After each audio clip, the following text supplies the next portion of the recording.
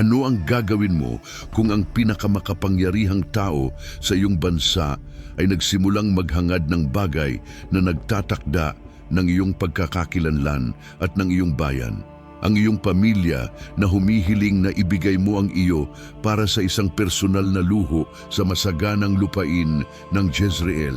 Isang lalaking tinatawag na Nabote ang naging pangunahing tauhan sa isa sa mga pinakadramatikong tunggalian sa pagitan ng banal na soberanya at ng makatawid na tiraniya. Nakaharap sa korona ng Israel ng direkta na walang ibang dala kundi ang kanyang pananampalataya at isang ubasan na ipinamamana mula sa kanyang mga ninuno sa ilalim ng anino ng marangyang palasyo ng garing at ng impluensya ni Haring Akabe. Ang malupit na plano ng Reyna Jezabel na tanggalin si Nabote sa kanyang trono ay nagsimula na. Naiintindihan ni Nabote na ang kanyang lupa ay hindi isang simpleng kalakal, kundi isang banal na yaman, ipinagkaloob ng Diyos na hindi maaring ibenta o ipagpalit sa anumang kalagayan. Ito ay ang kwento ng matibay na espiritual na pagtitiis na sumasaklaw mula sa pamamana ng mga tribo hanggang sa huling paghuhukom ng isang dinastiya kung saan ang dugo ng isang matuwid na tao ay sumigaw mula sa lupa upang paalalahanan tayo na ang pagsunod sa kataas-taasan ay may walang hanggang halaga na lampas sa anumang pansamantalang banta. Handa ka bang tuklasin kung paano ang integridad ng isang tao ay kayang yumanig sa pundasyon ng isang buong kaharian at magdulot ng paghuhukom ng langit sa pamamagitan ng 28 kabanata ng isang malalim na pahayag? Kung naniniwala ka rin na ang katapatan sa mga prinsipyo ng Diyos ay higit sa anumang presyon o material na pakinabang, isulat sa mga komento. Ang aking pamana ay sagrado at ang aking Diyos ang aking katarungan. Manatili hanggang sa huli upang matuklasan ang buong pahayag. At kung pinahahalagahan mo ang mga malalim na pagsusuri, mag-subscribe upang hindi ma-miss ang aming susunod na kwento, A Genealogy of Fidelity.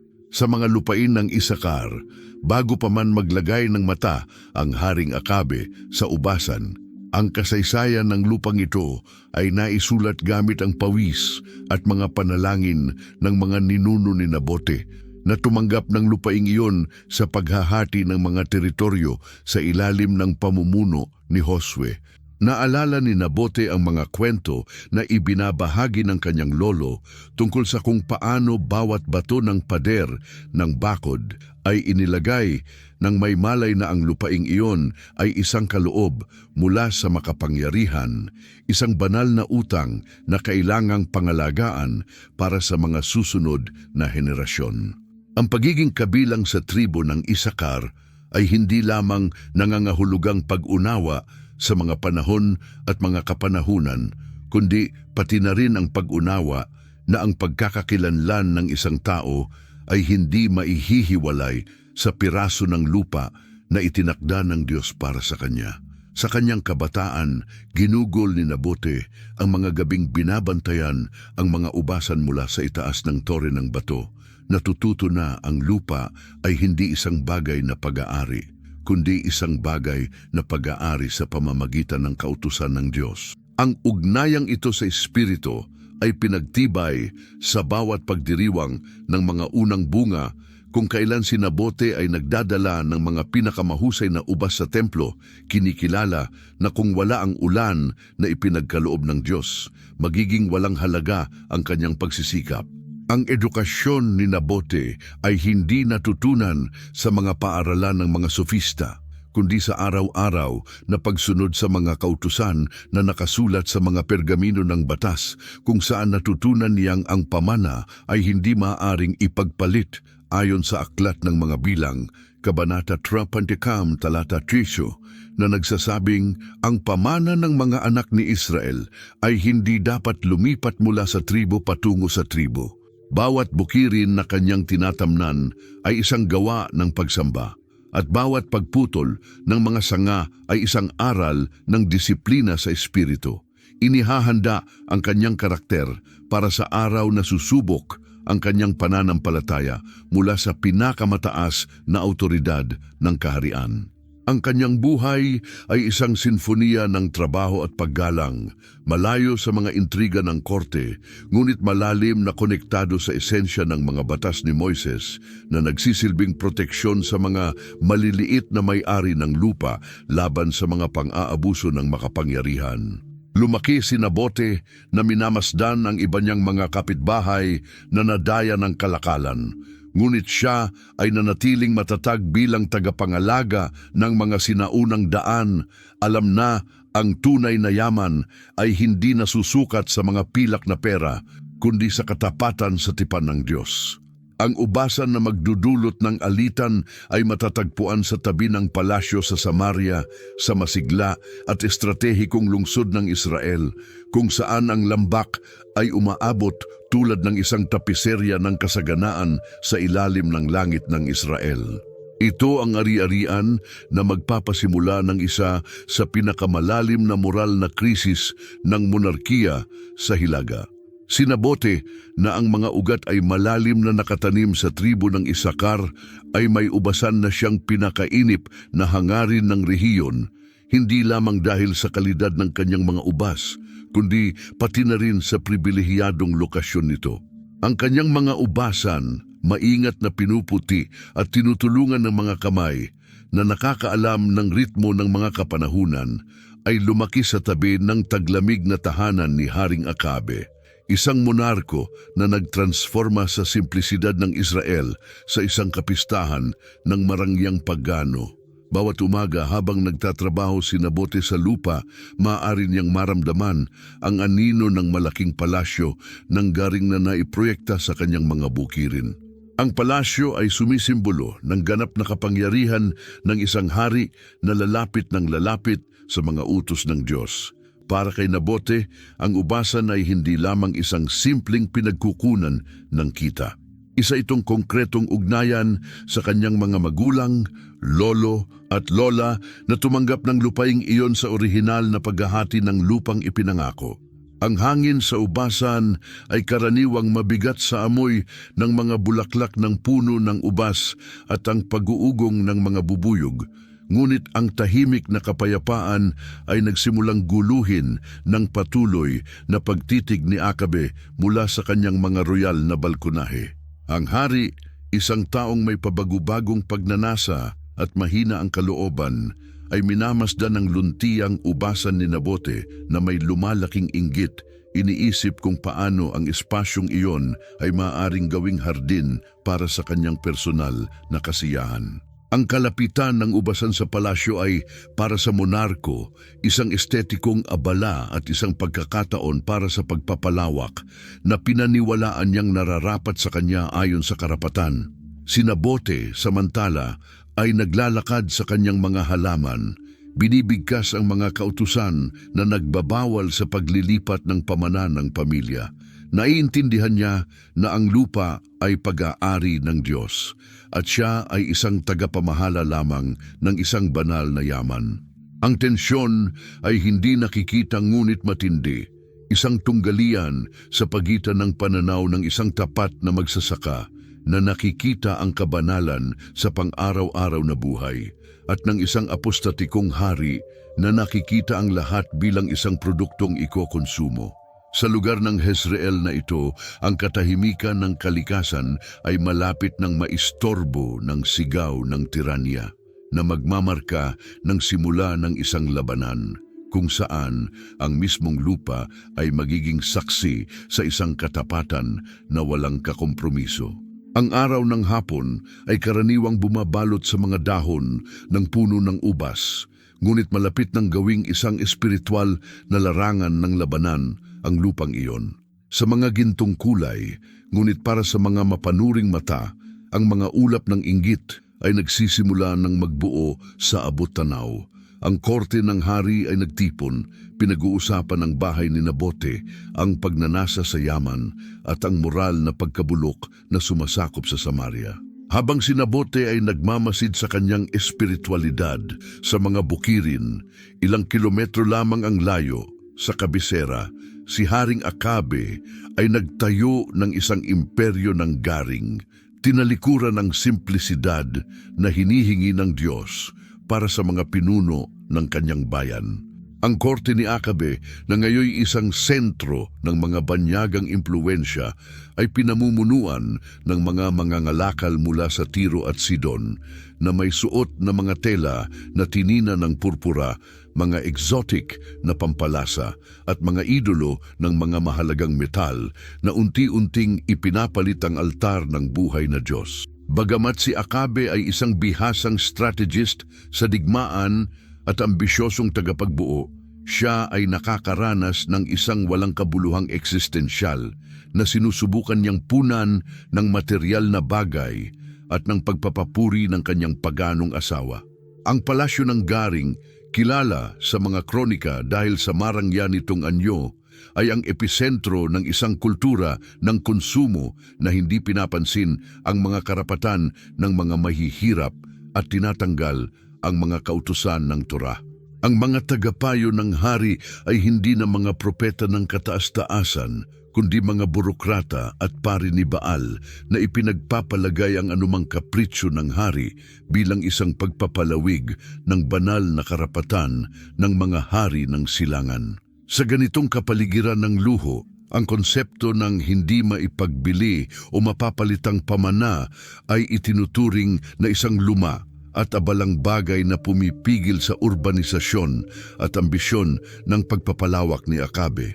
Pinaligiran ng yaman na wala ng pag-unawa si Akabe, nakalimutan ang mga babala sa Deuteronomio, Kabanata 19, Talata 17, na nagbabawal sa pag-iipon ng pilak o ginto para sa personal na kapakinabangan. Ang moral na pagkabulok ay kumalat mula sa trono hanggang sa pinakamababang antas ng lipunan na nagbunga ng isang aristokratang klase na walang galang sa simpleng buhay ng mga tribo at sa kanilang mga halaga.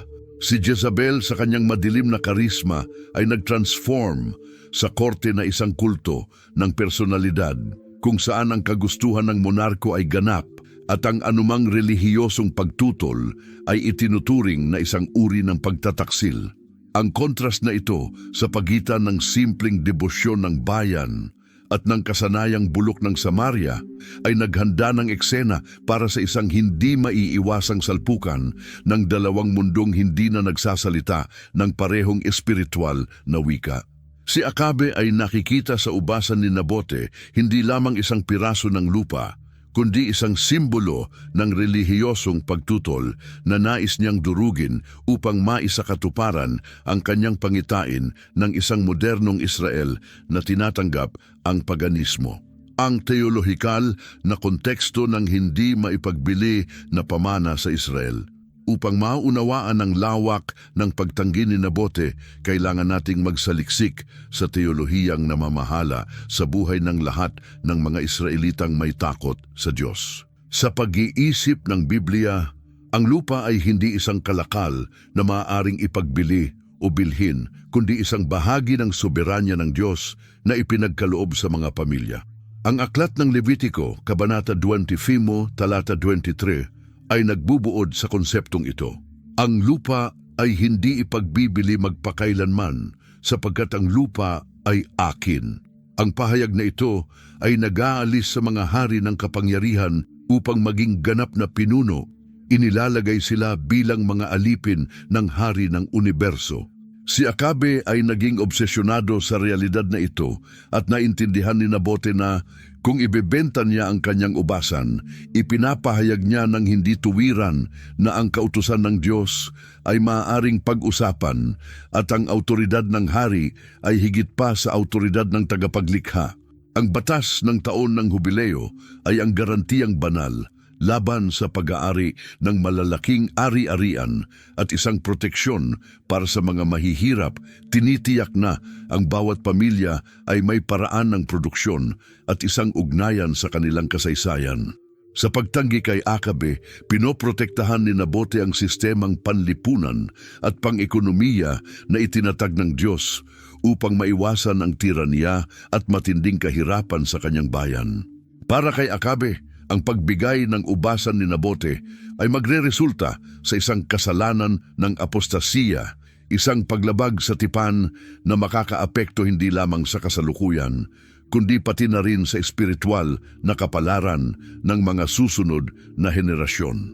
Sa makatuwid, ang ubasan ni Nabote ay hindi lamang isang piraso ng lupa, kundi isang geographical na sakramento, isang lugar kung saan ang pagsunod ay ipinapakita sa pag-aalaga sa lupang ibinigay ng Diyos. Ang tunggalian kaya ay hindi tungkol sa mga metro kwadrado ng matabang lupa, kundi tungkol sa kung sino ang may huling kapangyarihan sa buhay at mga ari-arian ng bayan ng Israel.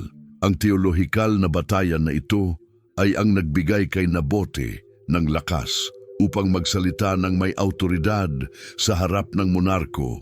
Pinaalalahanan siya na may isang langit na saligang batas na hindi maaaring baliwalain ng trono ng Samaria. Ang ubasan ay ang huling bastion ng batas ni Moises laban sa autokrasiya ng Phoenicia na pinipilit ipataw ni Jezabel. Si Nabote ay naging ang bantay na tumangging iwanan ang kanyang pwesto, ang kanyang integridad at ang kanyang katapatan sa Diyos. Nang si Haring Akabe ay sa wakas ay nagdesisyong kumilos ayon sa kanyang kagustuhan, ang kapaligiran sa Jezreel ay nagbago ng malaki mula sa katahimikan ng bukirin patungo sa kaguluhang politikal ng palasyo. Si Akabe ay bumaba mula sa kanyang karwahe na papalibutan ng isang magarang eskor at lumapit kay Nabote na may isang alok na sa mga mata ng mundo ay tila makatarungan at mapagbigay. Ibigay mo sa akin ang iyong ubasan upang magamit ko bilang hardin dahil malapit ito sa aking bahay. Bilang kapalit, maari kitang bigyan ng isa pang mas magaling na ubasan o bayaran ka ng halaga nito sa pera. Ang mga salitang ito, sinabi na may tiwala ng isang tao na naniniwala na ang lahat ay may presyo, ay isang alok ng material na kaginhawahan. Inalok ng hari ang isang pagpapabuti o pinansyal na kabayaran na tinanggap ng sinuman ng walang pag-aalinlangan. Tinitingnan ito bilang isang pagkakataon sa buhay. Gayunpaman, si Nabote ay hindi isang karaniwang tao. Siya ay isang Israelita na ang kaluluwa ay nakatali sa batas ng Diyos at alam niya na ang alok ni Akabe ay direktang lumalabag sa mga prinsipyo ng kabanalan. Sa dignidad na nagmumula sa matibay niyang relihiyosong paniniwala, tinitigan ni Nabote si Akabe sa mata nang hindi tinatablan ng kislap ng koronang nakasuot o ng lakas ng espada at nagbigay ng sagot na tatatak sa kasaysayan ng pananampalataya. Ipagtabuyan nawa ako ng Diyos na ibigay sa inyo ang pamana ng aking mga magulang. Ipinakita niya ang pangalan ng kataas-taasan bilang isang matibay na pader na nagpoprotekta sa kanyang pag-aari. Para kay Nabote, ang pagtanggap ng pera o ibang ubasan ay nangangahulugang ibebenta niya ang kanyang pagkakakilanlan. Itatraidor ang alaala ng kanyang mga ninuno at higit sa lahat lilapastanganin ang utos ng Diyos na nakasaad sa aklat ng Levitiko, Kabanata 25, talata 22, kung saan nakasaad na ang lupa ay pag-aari ng Diyos. Ang kanyang sagot ay hindi isang kilos ng pag-insulto laban sa hari, kundi isang radikal na pagsunod sa isang haring mas mataas. Ipinapakita na ang katapatan sa mga prinsipyong biblikal ay dapat mangibabaw sa anumang material na pakinabang. Sanay si Akabe na ang kanyang mga nais ay natutugunan at pinalilibutan ng mga utusan na alam lamang sabihin ng oo.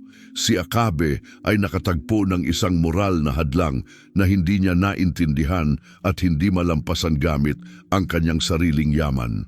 Ang mukha ng hari ay naging madilim na may pinigilang galit ng mapagtanto na sa kabila ng lahat ng kanyang kapangyarihan, hindi niya mabali ang kalooban ng isang simpleng magsasaka ng ubas na nararamdaman ang suporta ng batas ng kanyang Diyos.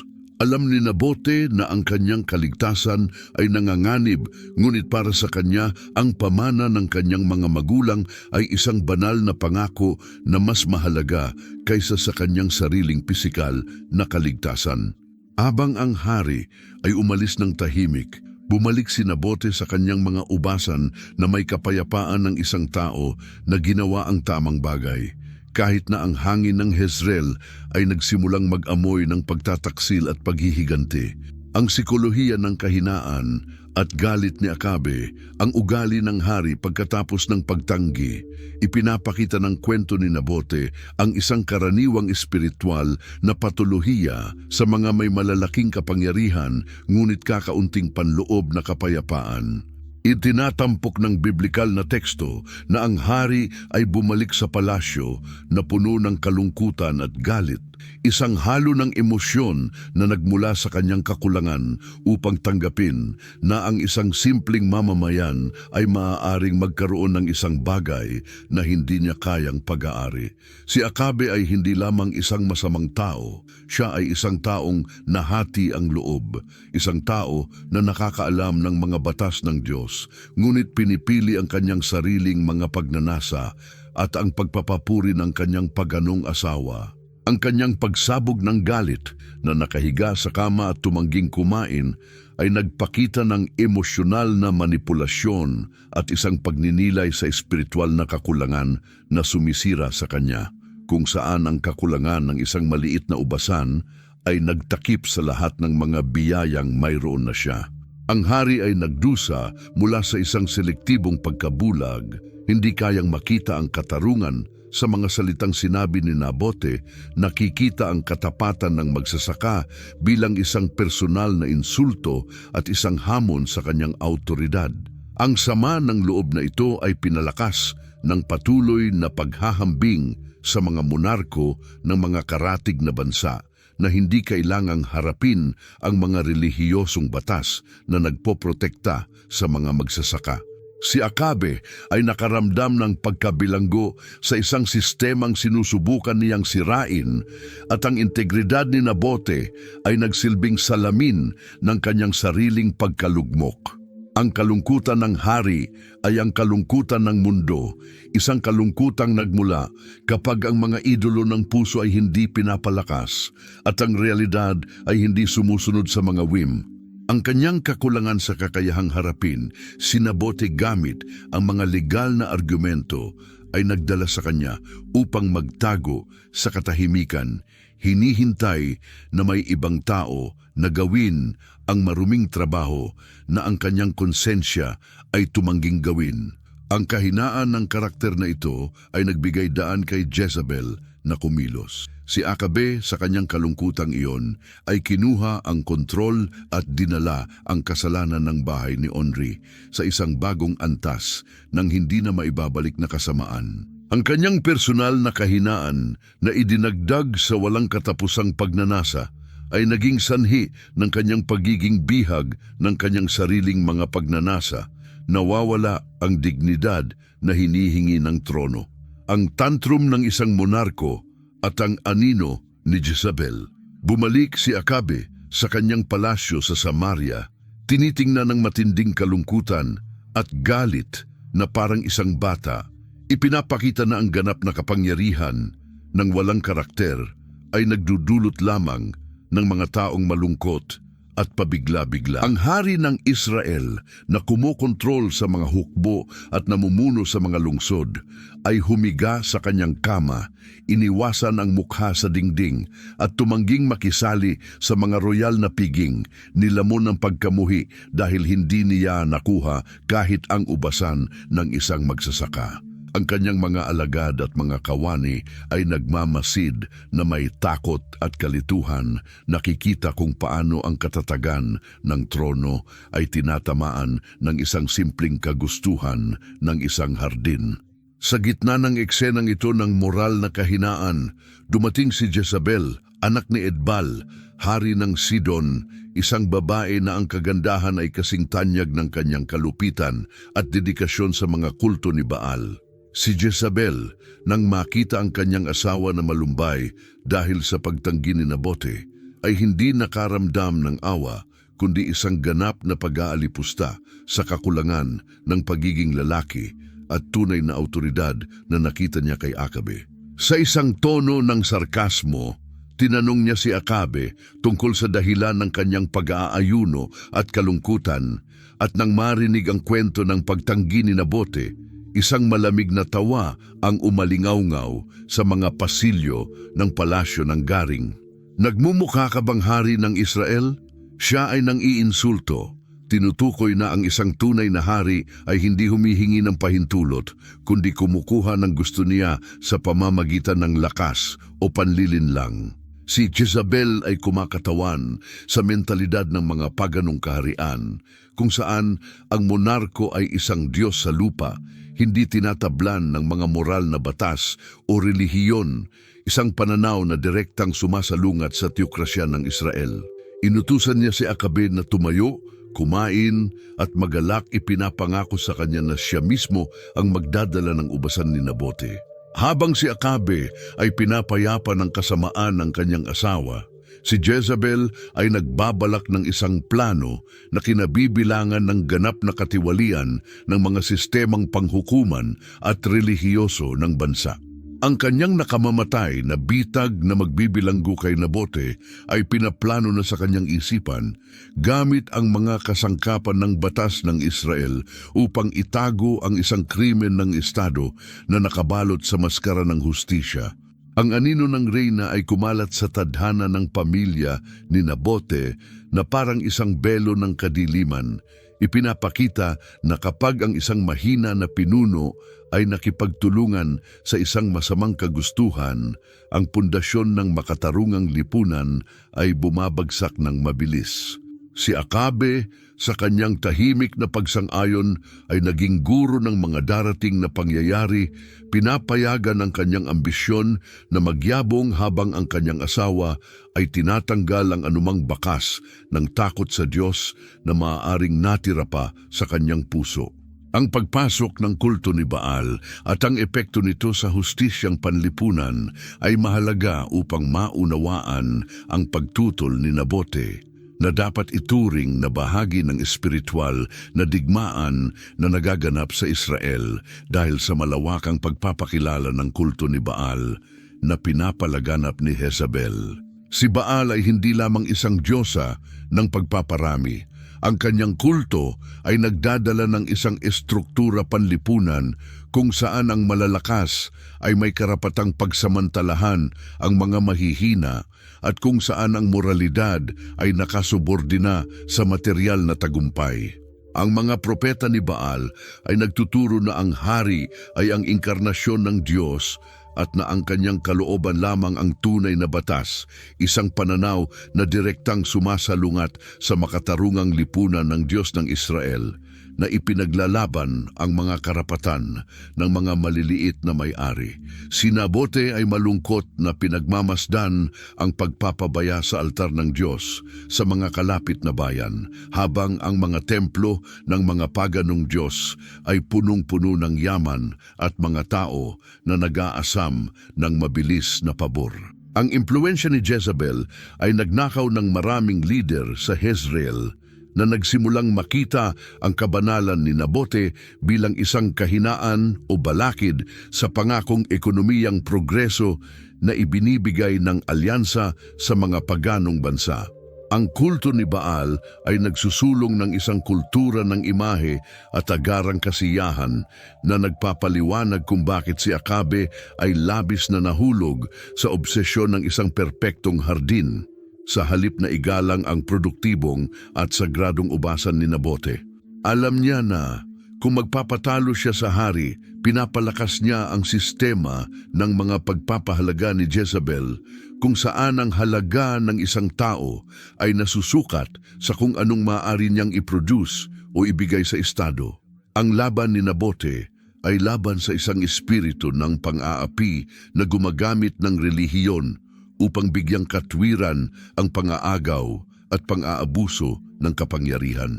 Tuwing si Nabote ay nananalangin patungong Jerusalem, muling pinapalakas niya ang kanyang pangako sa isang Diyos na naghuhusga ng tapat at hindi tinatablan ng mga alok ng mga masama.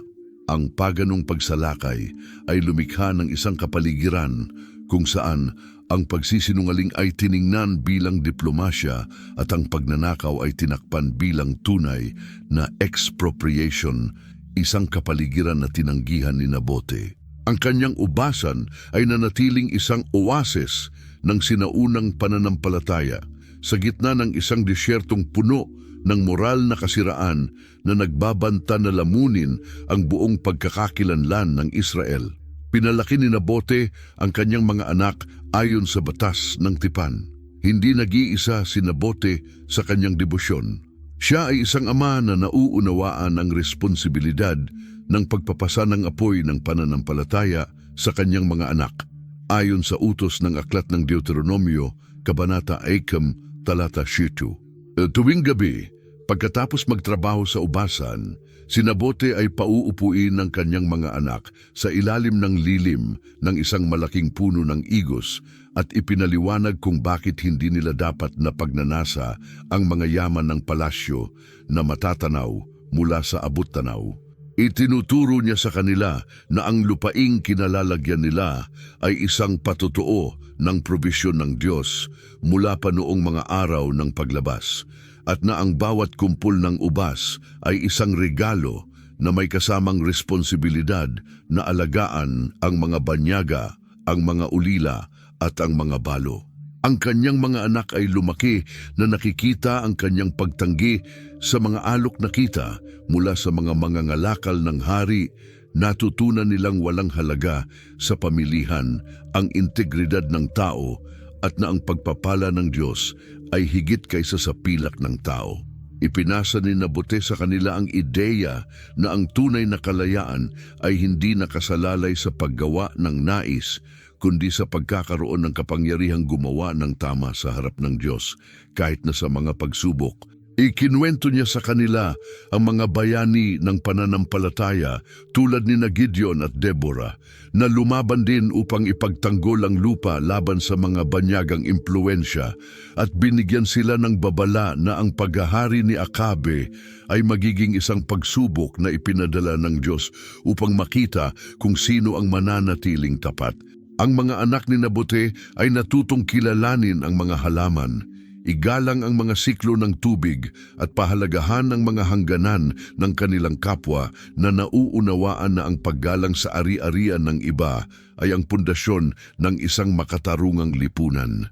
Ang matibay na edukasyong ito ay nagbigay daan upang manatiling buo at matatag ang pamilya ni Nabote nang magsimula na ang presyon mula sa palasyo na maging isang hindi kayang tiisin na bigat. Para sa mga anak ni Nabote, ang kanilang ama ay hindi lamang isang magsasaka, kundi isang pari sa kanyang sariling tahanan, isang tao na nagiging halimbawa ng mapayapang pagtutol laban sa idolatriya na nagbabanta na sumakop sa Israel.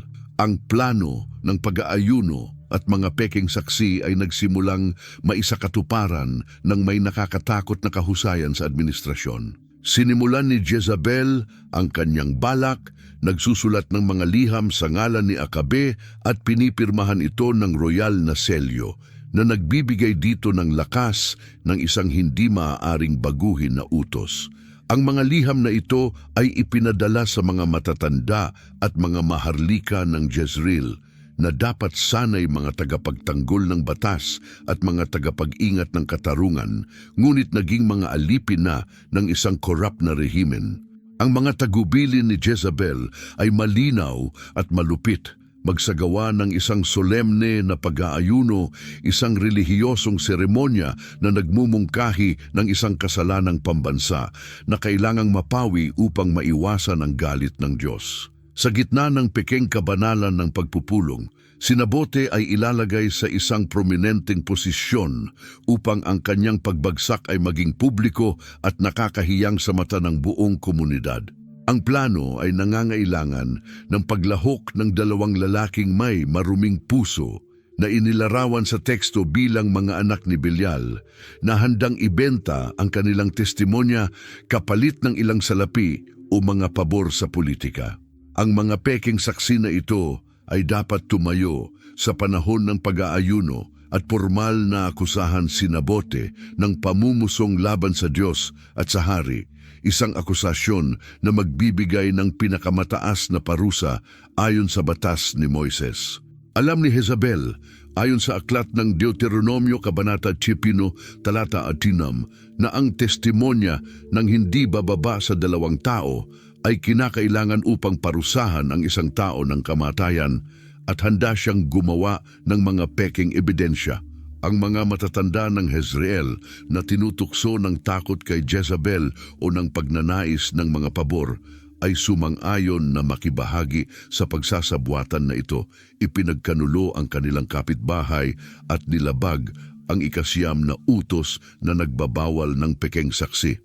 Ang buong lungsod ay pinalibutan ng isang atmosfera ng hindi pagkatiwalaan at takot, kung saan ang relihiyon ay ginamit bilang isang maskara upang takpan ang mga pampulitikang pagpatay, at ang katarungan ay pinilipit hanggang ito ay maging isang kasangkapan ng pang-aapi.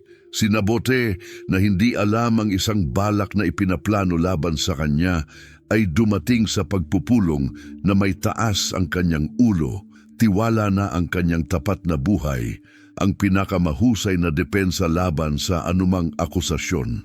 Hindi niya naisip na ang mga pinuno na kasama niyang kumakain at nananalangin ay nagkokompisal na patayin siya, ginagawang isang krimen ang isang gawa ng pananampalataya na tinakpan ng maskara ng katarungan. Nakahanda na ang entablado para sa isang teatro ng mga horror kung saan ang katotohanan ay isusumpa sa pangalan ng kaginhawahan ng hari, na nagpapakita ng lalim ng pagkabulok ng isang lipunan kapag ang mga pinuno nito ay nawalan ng takot sa Diyos. Ang tahimik na pagsang-ayon ng mga matatanda at maharlika ng Jezreel ay isa sa mga pinaka-trapik na bahagi ng kwentong ito, dahil ang mga pinunong ito nakilala si Nabote at alam ang kanyang buhay na halimbawa, ay pinili ang magpasakop sa kapangyarihan ng hari, iniwan ang katarungan. Nang tanggapin nila ang mga liham na may selyo ng Akabe, nagkaroon ng mga lalaking ito ng pagkakataong magtanggol ang inosente. Ngunit pinili nila ang kaligtasan ng kanilang status sa halip na ang hindi komportabling katotohanan. Ang sistema ng hudikatura ng Israel na dapat sana ay isang kanlungan para sa mga api ay naging isang patibong na mortal dahil sa kakulangan ng lakas ng loob ng mga dapat na namamahala dito. Ang mga matatanda ng Jezreel ay kumakatawan sa mga taong sa pamamagitan ng pagkukulang o kaginhawahan.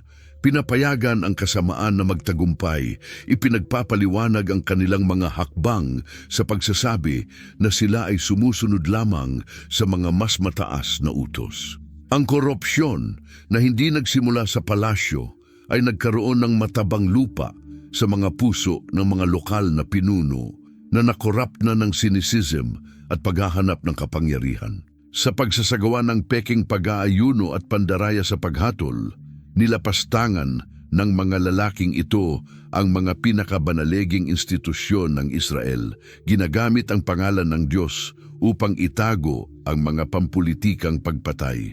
Si Nabote ay hindi pinagtaksilan ng mga estranghero, kundi ng mga taong nakaupo sa kanya sa mga pinto ng lungsod upang talakayin ang batas. Ipinapakita nito ang isang malalim na kalungkutan sa kanyang sakripisyo. Ang katahimikan ng kabutihan sa Jezreel ay ang tunog ng bato na tumama sa matuwid na tao nang walang sinuman ang tumindig upang magprotesta. Ang pagbagsak na etikal ng komunidad ay nagpapakita kung paano mabilis na nakaka-corrupt ang masamang pamumuno sa tisyu ng lipunan ng isang bansa. Para kay Nabote, ang makita ang mga mukha ng kanyang mga kapitbahay na nagiging maskara ng mga mamamatay tao ay tiyak na isang pagsubok sa pananampalataya na kasing sakit ng pisikal na pambabato.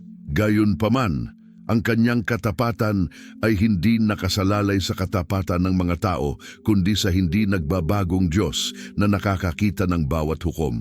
Mga korupto at peking testigo, ang anatomya ng peking pag-aayuno bilang kasangkapan ng manipulasyong pampulitika. Ang pag-aayuno na ipinahayag ni Jezebel ay isa sa mga pinakamapangahas na relihiyosong manipulasyon na naitala sa kasulatan dahil ginamit niya ang isang akto ng kahihiyan sa harap ng Diyos upang ihanda ang isang akto ng kayabangan ng tao. Ang pag-aayuno sa Israel ay isang panawagan sa pambansang pagninilay na nagpapahiwatig na may isang nakatagong kasalanan o sumpa na humahadlang sa pagpapakita ng kapangyarihan ng Diyos sa lupa. Sa pagpapakita kay Nabote sa isang prominenteng posisyon sa panahon ng pag-aayuno, ipinadala ni Jezabel ang isang mensahe sa mga tao. Si Nabote ang sanhi ng ating mga problema. Siya ang hadlang sa kasaganaan ng kaharian. Sa mga totalitaryanong rehimen, ang pampublikong kabanalan ay ginagamit upang maghasik ng galit laban sa isang tao. Ang mga tao ng Jezreel ay dumalo sa pagpupulong na umaasa sa isang espiritual na pahayag, ngunit sa halip ay hinarap nila ang isang pagbitay na pinalabas na may legal na relihiyosong pagkakatulad. Alam ni Jezabel na ang mga tao ay malalim ang relihiyon at ginamit niya ang damdaming ito upang gawing lehitimo ang kanyang krimen. Ipinakita ang kamatayan ni Nabote bilang isang pangangailangan upang mapawi ang diumano'y galit ng Diyos dahil sa pamumusong na diumano'y ginawa niya. Ang krimen ni Nabote ay ang perpektong krimen dahil hindi ito nangangailangan ng pisikal na ebidensya, tanging ang testimonya ng dalawang tao na madaling binili ni Jezabel mula sa mga pinakamababang bahagi ng lipunan. Ang instrumental na paggamit ng pananampalataya ay nagpapakita ng kabuuang kawalan ng galang ng bahay ni Akabe sa mga banal na bagay. Tinatrato ang mga batas ng Diyos bilang mga profano, ginagamit lamang bilang mga kasangkapan ng pampulitikang manipulasyon. Si Nabote, sa gitna ng pekeng pag-uusig, ay nanatiling may pagninilay at katahimikan, marahil ay inuukit sa aklat ng mga awit na nagsasalita ng mga masama na naglalatag ng mga bitag para sa mga matuwid. Ang peking pag-aayuno ay ang anino bago ang bagyo, isang pagbaluktot ng katotohanan na nagtatangkang dungisan ang pangalan ng isang matuwid na tao bago ito kunin ang kanyang buhay. Ngunit ang Diyos na hindi maaaring pagtawanan ay nakakita lampas sa mapagkunwari at naghanda ng isang sagot na magbubunyag sa pandaraya sa mata ng kasaysayan. Inilalantad ang papel ng mga anak ni Belial sa pagwasak ng mga inosente. Inilahad ng kasulatan na ang dalawang saksi laban kay Nabote ay mga anak ni Belial. Isang terminong naglalarawan ng mga taong moral na bumagsak at mapanira, naganap na walang takot sa Diyos. Ang mga individual na ito ay ang dumi ng lipunan, mga tao na sa isang dahilan o iba pa ay itinuturing na walang silbi, handang ipagpalit ang kanilang dignidad para sa kaunting gantimpala o para lamang sa kasiyahan ng paggawa ng masama. Alam ni Jezabel kung saan matatagpuan ang ganitong uri ng tao dahil ang kanyang sariling palasyo ay puno ng mga oportunista na natutunan na ang pagsisinungaling ay ang pinakamabilis na daan upang umangat sa ilalim ng kanyang anino. Ang mga saksi na ito ay kumakatawan sa panganib ng isang lipunan na tumigil sa pagpapahalaga sa objetibong katotohanan at nagsimulang magpahalaga lamang sa kapakinabangan ng diskurso para sa mga layunin ng kapangyarihan. Nang tumayo ang mga lalaking ito laban kay Nabote, hindi lamang nila pinagmumulan ng kasinungalingan ang isang individual, kundi inaatake nila ang mga pundasyon ng makatarungang pamumuhay ng tao at ang kabanalan ng katarungan ng Diyos. Ang aklat ng Kawikaan, Kabanata 19, Talata 5, ay nagbabala na ang peking saksi ay hindi makaliligtas. Gayunpaman, sa panahon ng paglilitis, ang mga lalaking ito ay naramdaman na sila ay pinoprotektahan ng kamay ni Jezabel. na ang presensya sa paglilitis ay nagsilbing upang isakatuparan ang panlabas na anyo ng batas ni Moises. Ipinapakita kung paano ang kasamaan ay kadalasang nagkukunwaring legal upang maiwasan ang paglaban ng mga tao. Ang mga anak ni Belial ay ang mga kasangkapan na kinakailangan para sa mga tirano, ang mga nagpatupad ng mga salita ng hari sa kanilang mga puso. Tinitigan sila ni Nabote ng may paghanga at katatagan. Alam na ang kanilang mga kasinungalingan ay may timbang lamang na pansamantala sa lupa, ngunit magkakaroon ng walang katapusang paghatol sa langit. Ang tagumpay ng mga lalaking ito ay panandalian lamang, at ang kanilang kasiraan ay naitala magpakailanman sa kasulatan bilang isang babala laban sa mga nagpalit ng kanilang integridad para sa pabor ng mga makapangyarihan.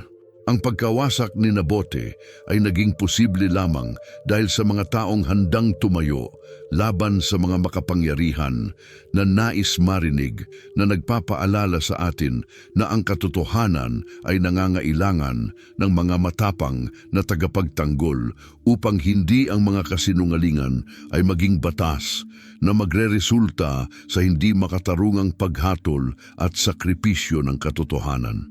Sa araw ng pag-aayuno, ang hangin sa Jezreel ay puno ng pakiramdam ng pang-aapi na parang ang mismong lupa ay nararamdaman ang hindi pagkakapantay-pantay na malapit nang maganap sa kanyang lupa. Si Nabote ay dinala sa lugar ng pagpupulong at inilagay sa sentro ng atensyon na papalibutan ng mga matatanda na nagpapanggap na may seryosong pag-aalala para sa espiritual na kalinisan ng bayan. Sa pinakatampok na bahagi ng seremonya, dalawang masamang lalaki na itinakda ni Jezebel ay tumayo at may mga daliring nagsusumbong at matatag na boses, itinapon ang nakamamatay na paratang laban sa inosente. Si Nabote ay pamumusong laban sa Diyos at sa hari, sigaw nila sa harap ng karamihan na nagdulot ng isang pagsabog ng maling galit mula sa mga nagtataksil at tunay na kalituhan sa mga tao na nakakaalam ng integridad ng akusado. Si Nabote, na bigla sa laki ng kasinungalingan, ay sinubukang magsalita, ngunit ang kanyang mga salita ay nabaliwala ng hiyaw ng mga nagtatangkang wasakin siya. Nang walang tamang paglilitis, nang walang karapatang magpatunay ng mga saksi para sa kanyang depensa, at nang walang tunay na pagsisiyasat, ang konseho ng mga matatanda ay nagbigay ng hatol ng kamatayan, kumikilos bilang mga hukom at tagapagpatupad sa serbisyo ng koronang hari. Ang tao na nanatiling tapat sa batas ng Diyos upang protektahan ang kanyang pamana ay ngayon nakikita ang parehong batas na pinapaliko upang kunin ang kanyang buhay sa pinakakahihiyan na paraan. Inakay nila siya palabas ng mga pader ng lungsod. Dinala siya sa isang bukas na lupain kung saan ang batas ay nagsasabi na ang mga namumusong ay paparusahan sa pamamagitan ng pampublikong pagbatok. Sa daan, maaring nakita ni Nabote ang kanyang ubasan sa malayo, ang lugar na pinakamahalaga sa kanya, na nauunawaan na ang kanyang sakripisyo ay ang huling selyo ng kanyang katapatan. Nagsimulang lumipad ang mga bato, ipinagpalit ng mga kamay na sa karamihan, alam na pinapatay nila ang isang matuwid na tao, ngunit mas pinili ang seguridad ng sistema kaysa ipagtanggol ang katotohanan. Bawat hampas na natamo ng katawan ni Nabote ay isang tahimik na patotoo na ang mundo ay kinamumuhian ang mga tumatangging magpabili o matakot sa kapangyarihan ng kadiliman. Sa wakas, ang katahimikan ng kamatayan ay sumakop sa lugar, at ang katawan ni Nabote ay nakahiga sa lupa ng kanyang mga magulang. Pinapalakas ito ng dugo na, ayon sa aklat ng Genesis, Kabanata 4, Talata 10, ay sumisigaw mula sa lupa sa harap ng trono ng tagapaglikha. Umalis ang mga mamamatay tao, iniisip na ang problema ay nalutas at ang ubasan ay ngayon walang laman, ngunit nakalimutan nila na ang Diyos ay nagmamasid sa bawat detalye mula sa kanyang langit. Ang pagbitay ay naging isang akto ng baliktad na liturhiya. Ang pagbato kay Nabote ay hindi lamang isang akto ng karahasan, kundi isang pagbitay na sumunod sa mga ritual na itinakda. Ayon sa mga kautusan ng batas ng Islam para sa pamumusong, ginawang isang uri ng baluktot na liturhiya kung saan ang kapangyarihan ng hari ay ipinakita sa pamamagitan ng sakripisyo ng isang matuwid na tao. Ang katotohanan na dinala nila si Nabote sa labas ng lungsod ay sumunod sa mga tagubilin sa Levitico, Kabanata 14, talata 4. Ipinapakita nito ang pagmamanipula ni Jezebel na nais ipakita na ang bawat aksyon ay tumatalima sa pagtalima sa Diyos. Habang tinatamaan ng mga bato si Nabote, ang mga tagapagpatupad ng hatol at ang mga nanonood sa katahimikan ay naging kasali sa isang madilim na drama kung saan ang liwanag ng katotohanan ay pinigilan ng mabigat na tradisyon ng kasiraan. Sa mga huling sandali ng kanyang buhay, maaaring naaalala ni Nabote ang mga salita ng mga propeta na tumawag sa Israel sa pagsisisi at tinitingnan ang kanyang kamatayan bilang rurok ng isang pambansang paghihimagsik laban sa kataas-taasan. Bawat bato na bumagsak ay kumakatawan sa pagtanggi sa mga batas na ipinaglalaban ni Nabote at isang pagtanggap sa bagong kaayusan na ipinagtaguyod ni Jezebel.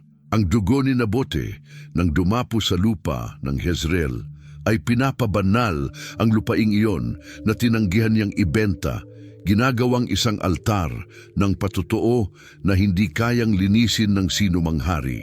Ang kalupitan ng pagbato ay nagpapakita ng tigas ng isang lipunan na nawalan ng kakayahang makilala ang mabuti mula sa masama.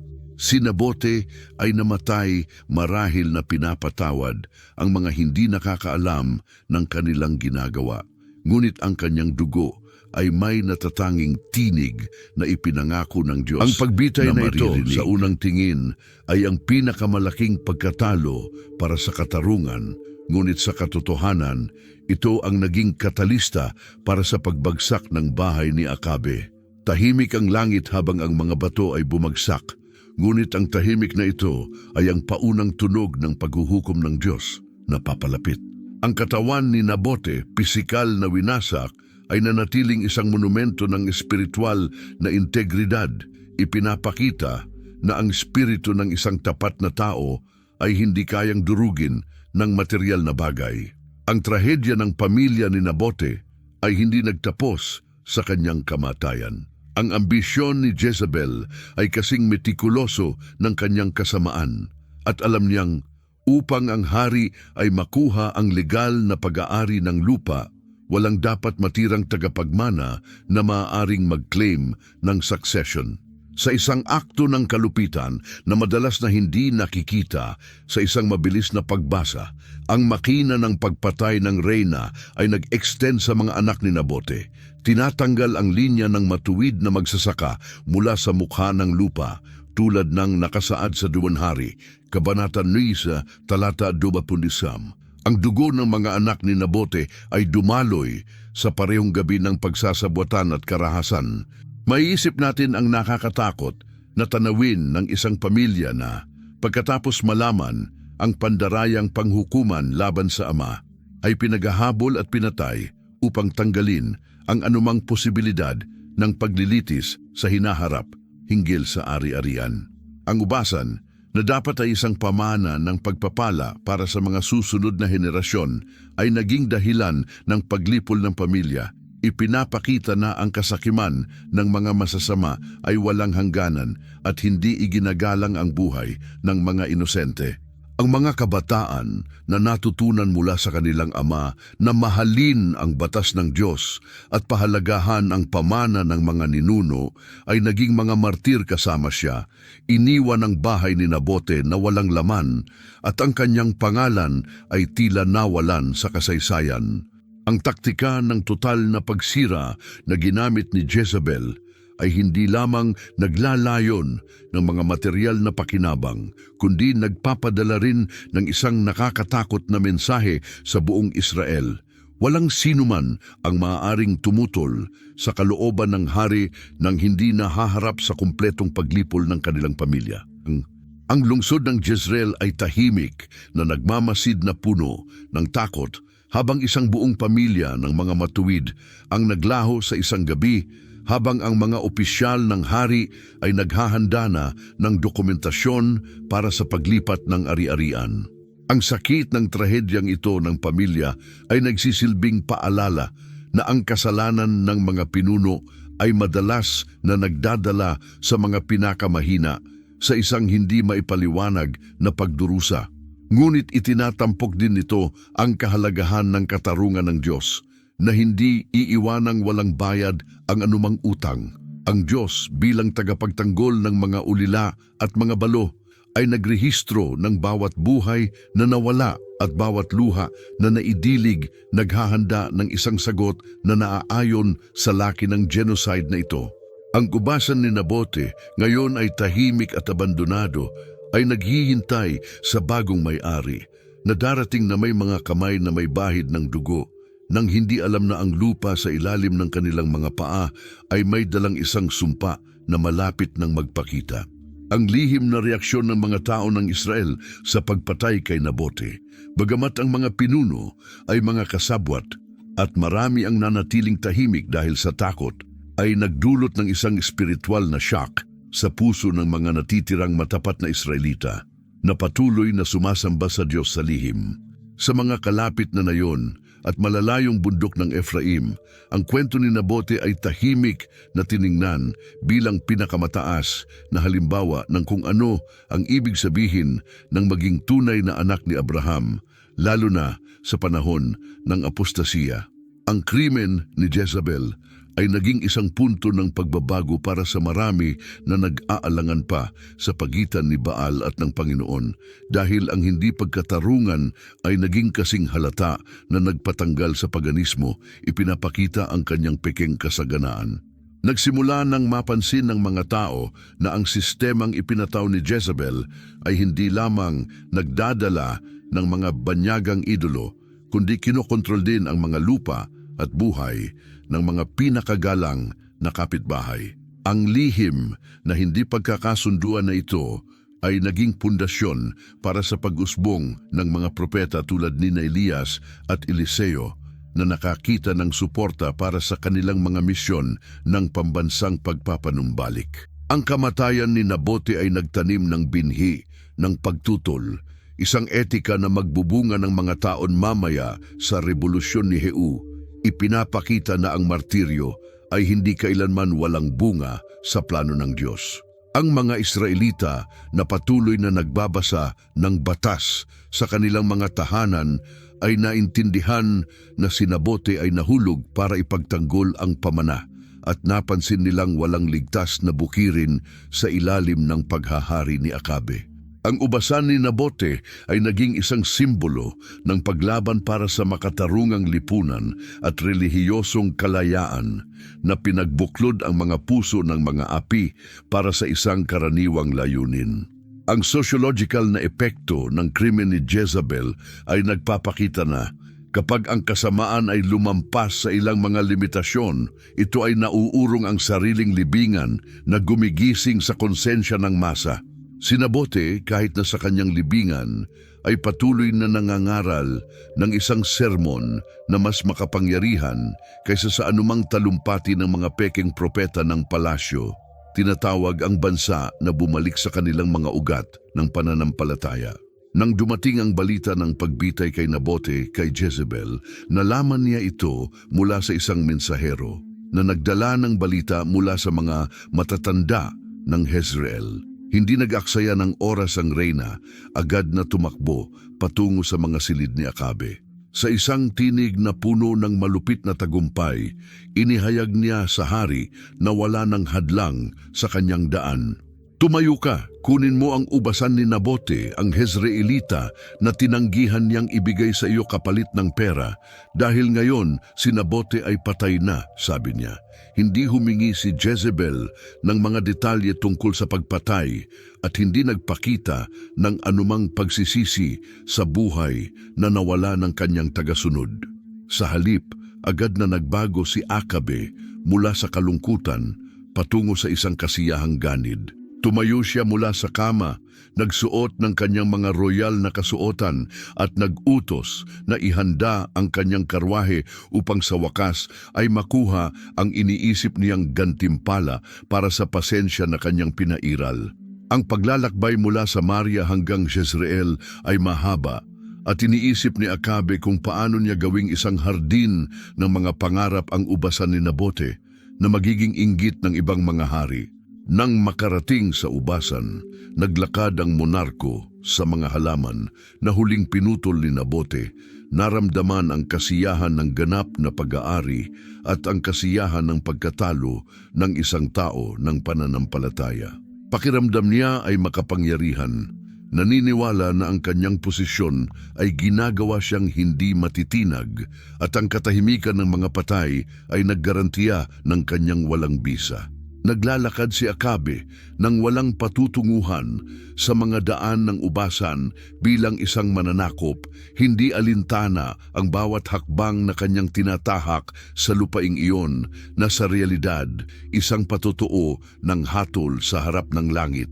Nagsimula nang magbigay si Akabe ng mga tagubilin sa mga hardinero at arkitekto, pinaplano ang mga sistema ng irigasyon at ang layout ng mga bagong gulay. Ipinagdiriwang ang isang piging ng ambisyon sa lupaing iyon na may amoy pa ng makatarungang trabaho. Hindi napansin ni Akabe na ang hangin ay mabigat, puno ng isang sagradong presensya na hindi magtitiis ng ganitong profanasyon ng matagal.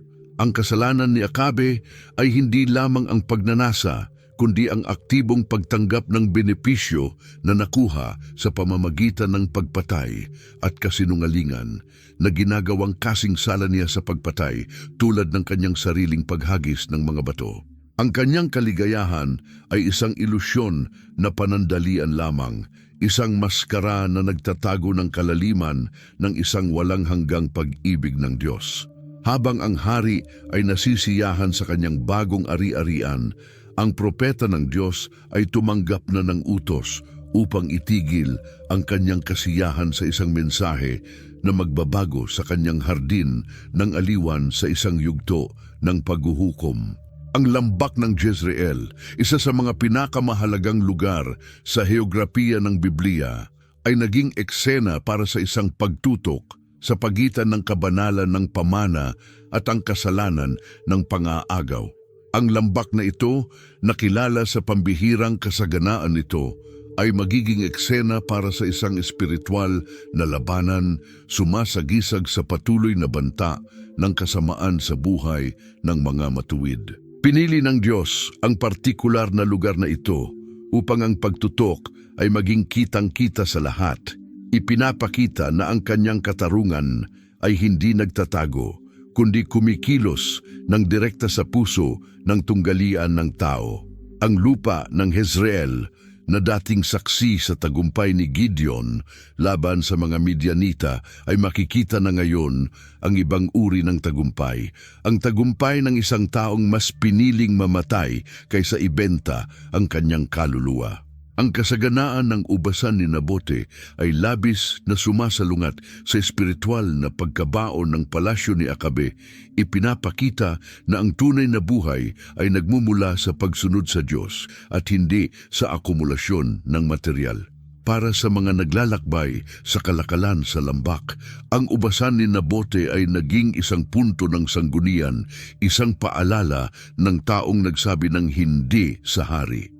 Ang sagradong heograpiya ng Israel ay minarkahan magpakailanman ng kaganapang ito na nag-uugnay sa lungsod ng Jezreel sa huling paghuhukom sa bahay ni Akabe at ang pagbitay kay Jezebel. Ang lambak ng Jezreel na may natural na kagandahan ay nagsilbing canvas kung saan ipininta ng Diyos ang isang walang hanggang aral tungkol sa responsibilidad ng mga pinuno at ang halaga ng pribadong pag-aari na pinoprotektahan ng banal na kasunduan.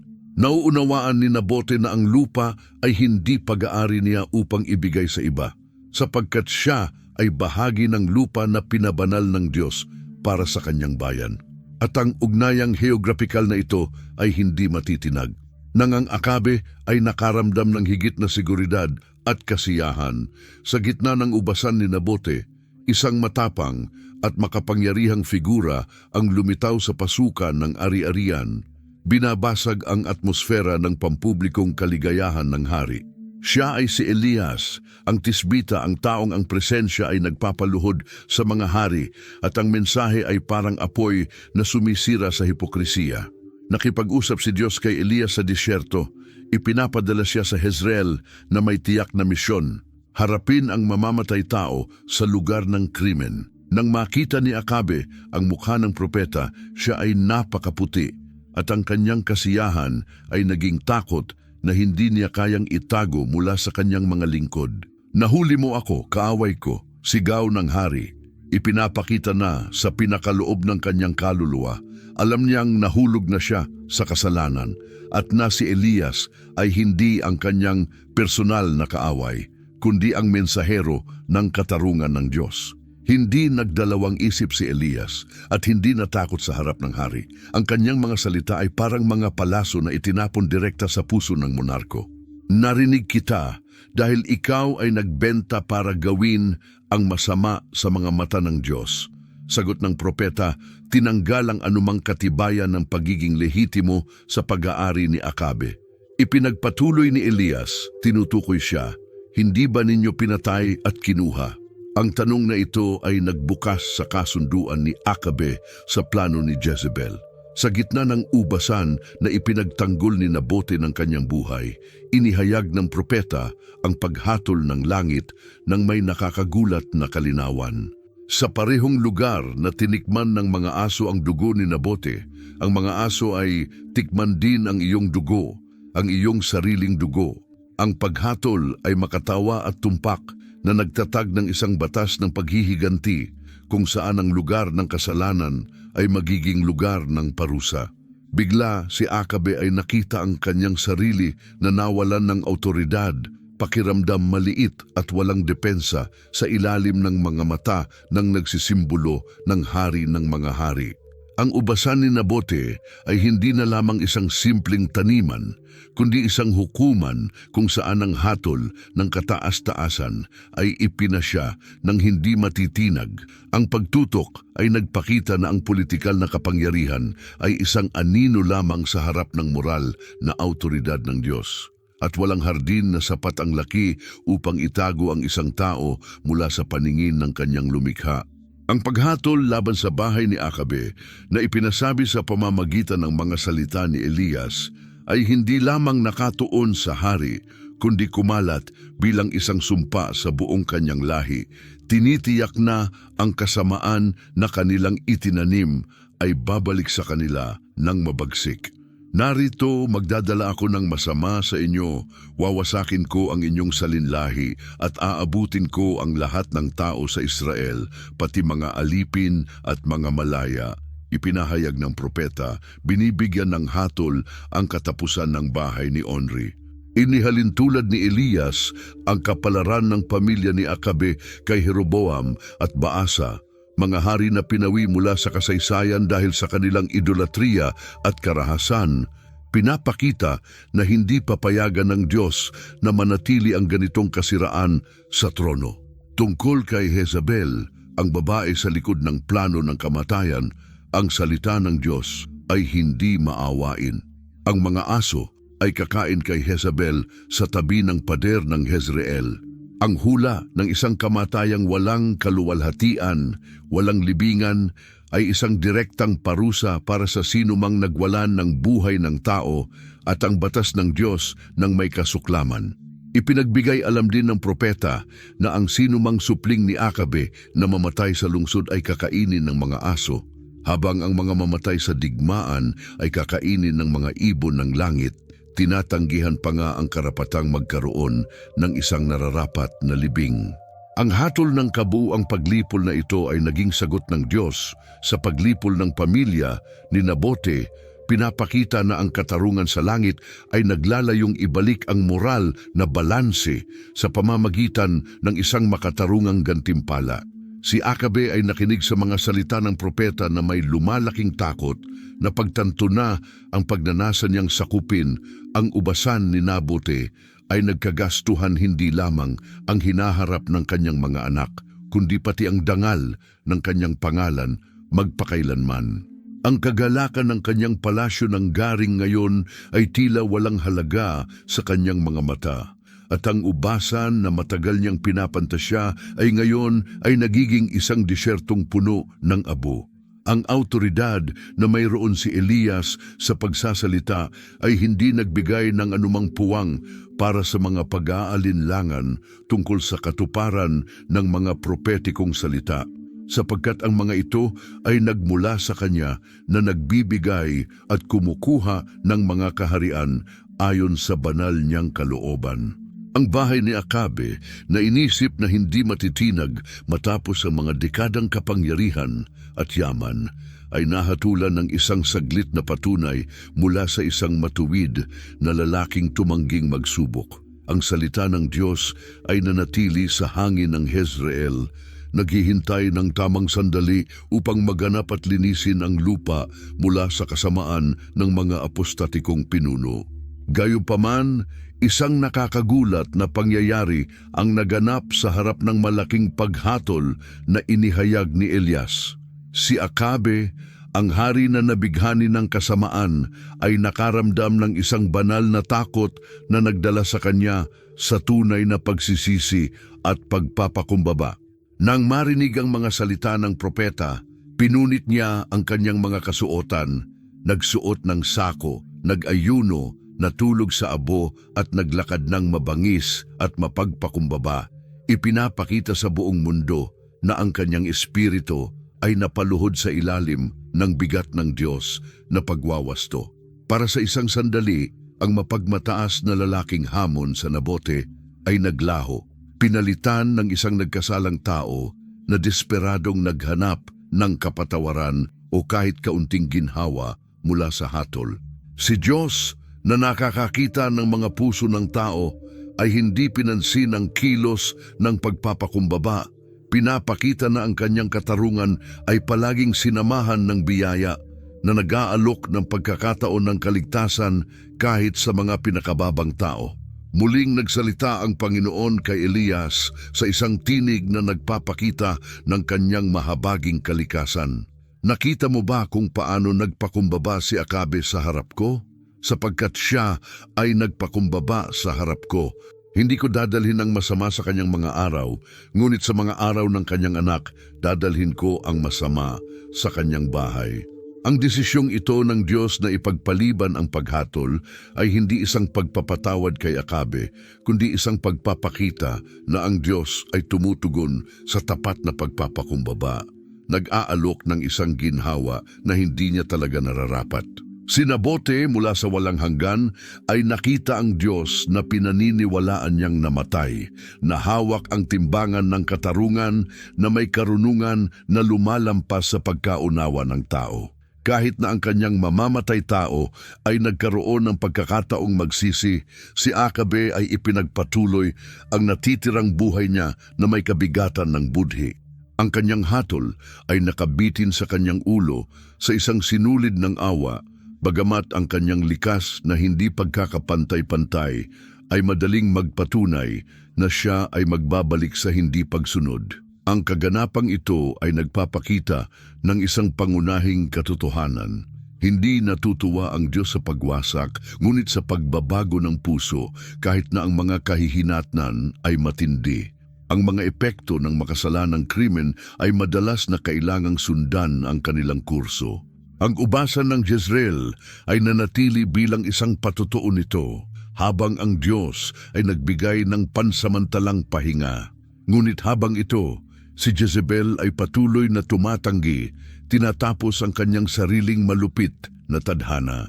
Ang pasensya ng Diyos ay isang misteryo na nagpapahikayat sa ating pagmumuni, na ipinapakita sa atin na wala ni isang tao ang nawawala na hindi maaaring humiling ng awa. Ngunit ang huling paghatol ay hindi maiiwasan para sa mga patuloy na tumatanggi sa liwanag. Ang kwento ni Nabote ay nagpapakita ng isang malalim na katotohanan tungkol sa ugnayan ng karapatan sa ari-arian at ang espiritual na kalayaan sa konteksto ng Biblia. Ang isang tao na walang matatag na pamana ay isang tao na madaling manipulahin o alipinin ng estado o ng makapangyarihan. Ito ang dahilan kung bakit ang batas ng Diyos ay nagsisilbing proteksyon ng ari-arian ng may labis na sigasig. Tinitiyak na ang mga pamilya ay maaaring panatilihin ang kanilang kalayaan sa harap ng Diyos at hindi umaasa sa mga kapritsyo ng isang hari. Si Nabote ay hindi lamang ipinagtatanggol ang isang material na bagay, kundi ang kanyang kakayahang maging isang malayang tao sa harap ng Diyos, na nagbigay sa kanya ng lupa bilang isang banal na pamana para sa kanyang bayan. Ang espiritual na kalayaan ng Israel ay malalim na nauugnay sa karapatan ng bawat pamilya na mamuhay ng payapa sa ilalim ng kanilang sariling puno ng igos ng walang takot, gaya ng inilalarawan sa Mikeas 4:4. Nang tangkaing sakupin ni Akabe ang ubasan ni Nabote, hindi lamang niya hinahanap ang isang ari-arian, kundi hinahanap niyang gawing isang tagasunod si Nabote ng palasyo, isang tao na aasa sa kabutihang loob ng hari sa halip na magtiwala sa direktang provisyon ng Diyos sa pamamagitan ng lupa. Ang pagtutol ni Nabote ay kumakatawan sa isang akto ng individual na soberanya, isang pahayag na ang bawat mamamayan sa kaharian ng Diyos ay may mga karapatang hindi maaaring tanggalin ng sinumang pinuno. Ang prinsipyong ito ay mahalaga upang maunawaan natin kung bakit binibigyang diin ng Biblia ang katarungan sa mga komersyal na transaksyon at ang paggalang sa mga hangganan. Si Nabote ay namatay bilang isang malayang tao, samantalang si Akabe, alipin ng kanyang mga pagnanasa at ng kalooban ni Jezebel, ay ipinakita na ang tunay na pagkaalipin ay nasa loob. Ang ubasan ni Nabote ay ang lugar kung saan niya isinasagawa ang kanyang kalayaan upang sumunod sa Diyos, at ang kanyang sakripisyo ay nagpapaalala sa atin na ang pagtatanggol sa ating mga pangunahing karapatan ay madalas isang anyo ng pagsamba. Ang koneksyon ng material at espiritual sa kwentong ito ay nagpapakilo sa atin upang maunawaan na ang ating mga material na bagay ay dapat makita bilang mga kasangkapan para sa kaluwalhatian ng Diyos at hindi bilang mga layunin sa kanilang sarili na ibinebenta para sa kaginhawahan. Matapos ang insidente sa ubasan, 3 taon ng kapayapaan ang lumipas. Gayunpaman, ang anino ng hula ni Elias ay patuloy na nakabitin kay Akabe na nagpapahirap sa kanya sa bawat sulok ng kanyang palasyo. Ang oras para sa katuparan ng paghatol ay dumating nang magpasya si Akabe na makipag-alyansa kay Josaphat, hari ng Huda, upang muling kunin ang lungsod ng Ramote Gileade mula sa mga Siryano. Sa kabila ng malinaw na babala mula sa propetang Mikeas na ang labanan ay magtatapos sa isang kalamidad, nagtangkang magtiwala si Akabe sa kanyang sariling lakas at mga plano sa militar. Desperado upang labanan ang hula ng Diyos, nagpalit ng damit si Akabe upang magtago bilang isang karaniwang sundalo, umaasa na makakaligtas sa mga palasong kaaway nang hindi makikilala bilang monarko. Gayunpaman, walang kasuotan ang makakapagtago sa isang tao mula sa mga mata ng isa na nakakakita ng lahat ng hakbang, at ang kanyang hatol ay ipinasya mula sa simula. Habang ang labanan ay nagaganap, isang sundalong Syrian ang nagpasabog ng pananang walang tiyak na target. Ngunit pinangunahan ng kamay ng banal na katarungan, ang palaso ay tumama sa maliit na siwang sa pagitan ng mga piraso ng baluti ni Akabe. Ang hari, malubhang na sugatan, ay dinala sa kanyang karwahe, tinitingnan ang kanyang buhay na unti-unting nauubos habang nagpapatuloy ang labanan. Patuloy siyang umiikot sa paligid ng kanyang sasakyan, ang parehong sasakyan kung saan madalas niyang ipinagdiriwang ang kanyang mundanong tagumpay. Sa paglubog ng araw, namatay si Akabe at ang kanyang dugo ay kumalat sa karwahe na lumilikha ng isang kakilakilabot na tanawin na nagpapaalala ng dugo ni Nabote na ibinuhos sa Jezreel. Ang kanyang katawan ay dinala pabalik sa Samaria upang ilibing, ngunit ang hatol ng Diyos ay lubos na ipakita nang ang karwahe ay dinala sa lawa ng lungsod upang hugasan. Habang ang mga lingkod ay nililinis ang dugo ng hari, ang mga aso ng lungsod ay lumapit at nilasahan ito. Gaya ng ipinropesiya ng salita ng Panginoon, ang lalaking ng agaw ng pamana ng matuwid ay nauwi sa pagkawala ng kanyang sariling buhay at nadungisan sa parehong paraan na tinuldukan niya ang kanyang tagasunod. Ang kamatayan ni Akabe ay ang unang hakbang ng isang banal na paglilinis na makakaapekto sa buong kanyang pamilya. Pinapakita na ang impunity ay isang ilusyon para sa mga nagpapaswail sa mga utos ng Diyos. Ang ubasan ni Nabote, kahit na pisikal na malayo, ay naroroon sa bawat patak ng dugo na ibinuhos sa karwahe ni Akabe na nagpapaalala sa mundo na ang Diyos ay ang tagapaghiganti ng mga inosente. Ilang taon matapos ang kamatayan ni Akabe, ang paghatol laban sa kanyang mga inapo ay umabot sa rurok nito sa pag-akyat ni Jehu, isang opisyal ng militar na pinili ni Eliseo upang maging instrumento ng galit ng Diyos laban sa bahay ni Onri.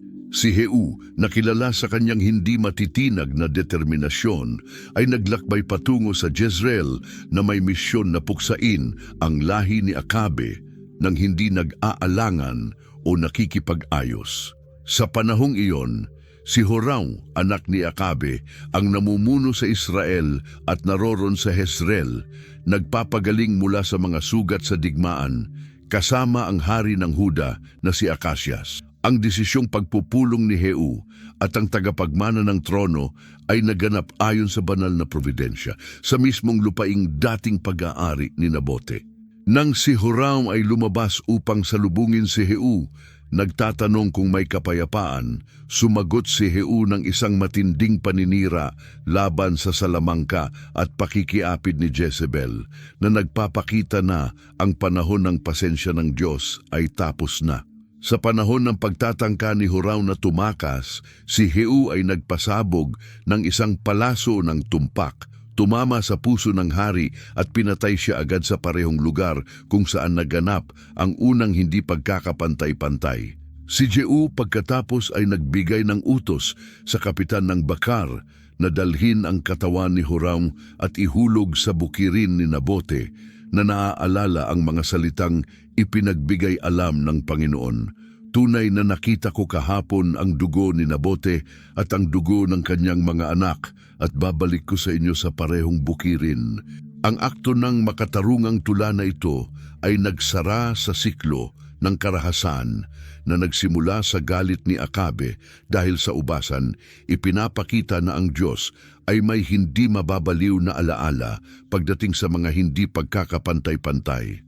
Ang bukirin ni Nabote na kinuha sa pamamagitan ng pandaraya at pagpatay ay naging ngayon ang kama ng kamatayan ng anak ng mapang-api na nagtatangkang angkinin ang ari-arian na ipinagkaloob ng langit sa mga matuwid. Ang dugo ng pamilya ni Nabote ay sa wakas ay pinalasakit sa lupaing kanilang minamahal. Habang si Jehu ay patuloy sa kanyang walang tigil na martsa upang tapusin ang paglilinis ng hari, ang kwento ng ubasan ay umabot sa kanyang pinakamadugong pagtatapos. Ito ay nagpapaalala sa atin na ang kasalanan ay hindi lamang nakakaapekto sa agarang transgresor, kundi nag-iiwan ng mga kahihinatnan na humahaplos sa mga susunod na henerasyon, maliban na lamang kung may tapat na pagsisisi.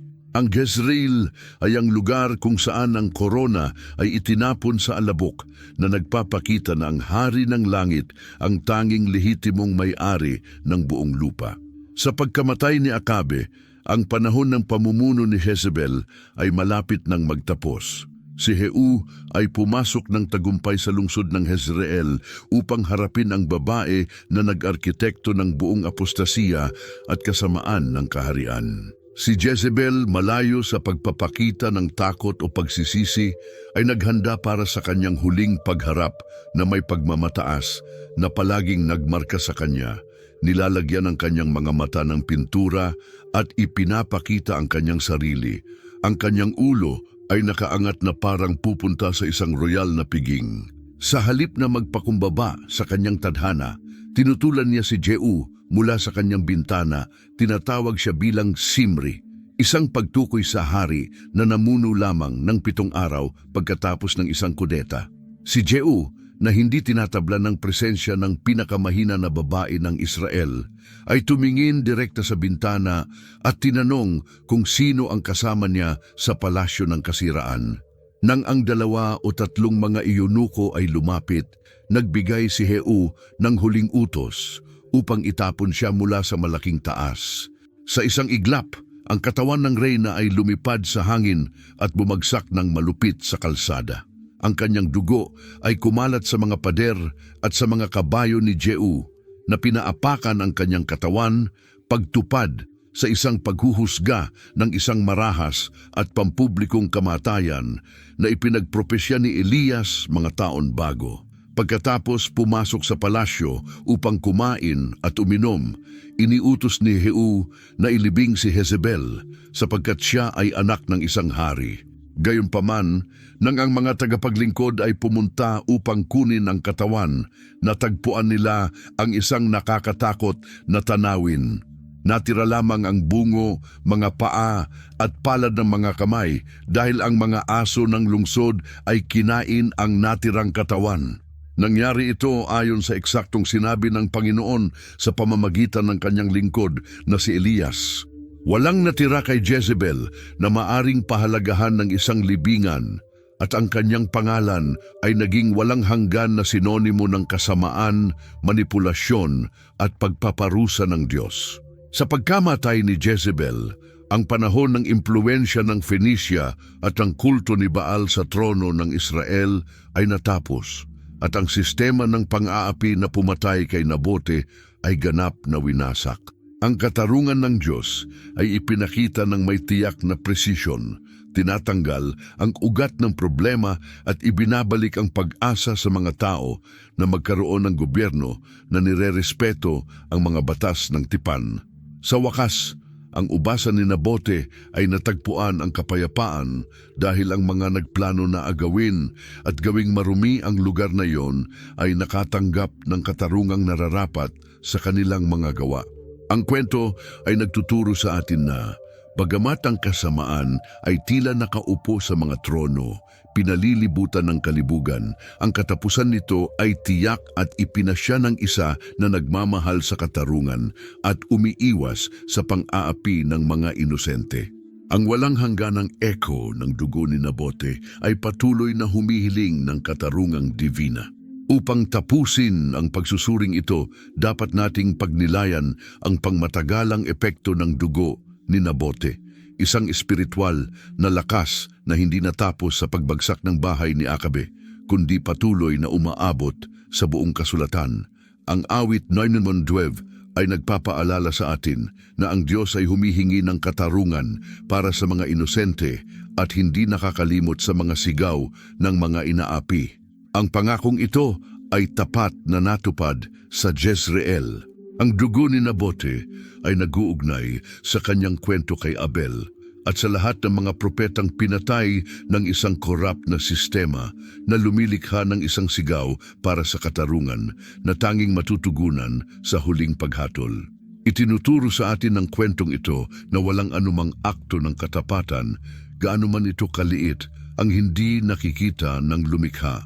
Kahit ang pinakamaliit na bukirin kung saan ipinamumuhay ang katapatan ay nagiging isang walang hanggang patotoo. Ang martiryo ay nagiging binhi ng pagpapabalik. Si Nabote ay naging simbolo ng matuwid na inuusig sa lahat ng panahon. Ang mga nakakaunawa sa kadakilaan ng gawaing ito ay alam na ang mundo ay hindi karapat-dapat sa kanila at ang kanilang tunay na pamana ay nakalaan sa langit. Ang kanilang buhay ay humahamon sa atin na mag-isip kung ano ang itinataguyod natin sa ating sariling espiritual na ubasan at kung tayo'y handang ipagtanggol ito ng may parehong determinasyon kung ang kapangyarihan ng mundong ito ay susubok na kunin ito.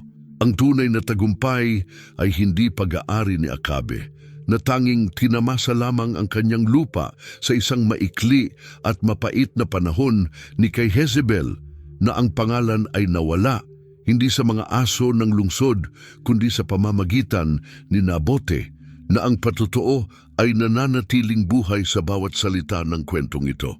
Sa kaso ni Nabote, ang katarungan ng Diyos ay nagsisilbing garantiya para sa lahat ng inaapi na ipinapakita na ang kasamaan ay may limitasyon at ang katapatan ay gagantimpalaan ng isang walang hanggang gantimpala.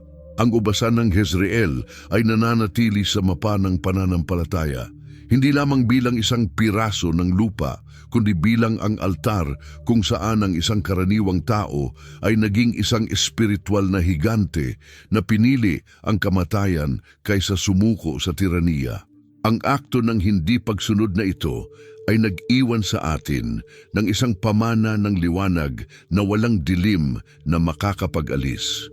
Pagkatapos ng isang mahabang paglalakbay sa mga lambak ng Jezreel at mga pasilyo ng Samaria, ang ubasan ni Nabote ay lumitaw hindi lamang bilang isang piraso ng lupa, kundi bilang ang lugar kung saan ang katapatan ay nanaiglaban sa tiraniya. Ang dugo ni Nabote na ibinuhos ng mga hindi makatarungang kamay ay naging binhi ng isang banal na paghatol na nagbabalik ng kabanalan ng tipan sa Israel, na nagpapaalala sa atin na ang Diyos ay hindi isang hindi nakikialam na tagamasid sa paghihirap ng kanyang mga anak. Ngayon, muling namumulaklak ang ubasan sa espiritu ng bawat mananampalataya na nagpasya na ang kanyang integridad ay hindi matitinag at ang kanyang espiritual na pamana ay hindi matitinag sa harap ng mga presyo ng mundong ito. Naway ang imahe ni Nabote, matatag sa harap ng korona, ay magbigay inspirasyon sa atin na pahalagahan ang ipinagkatiwala sa atin ng Diyos ng may kumpiyansa at pagnanasa, na alam na sa huli, hindi ang mga palasyo ng garing para sa mga nananatiling tapat, kundi ang walang katapusang bunga ng radikal na pagsunod. Kung ang kwentong ito ay muling nagpatibay ng iyong hangaring maging tapat sa Diyos, higit sa lahat, magkomento sa ibaba. Ang aking integridad ay mas mahalaga kaysa sa anumang yaman sa lupa. Ito ang magiging patunay na ang binhi ng katapatan ni Nabote ay patuloy na namumunga hanggang sa mga araw na ito. Mag-subscribe upang patuloy nating tuklasin ng magkasama ang mga mahahalagang kayamanang mula sa kasulatan na nagbabago sa ating pananaw sa buhay. At ibahagi ang video na ito sa isang tao na kailangan maalala na sa harap ng Diyos ang kanilang buhay ay buo. Ang pananampalataya sa Kanya ang pinakamahalagang yaman na maaring pag-aari ng sinuman.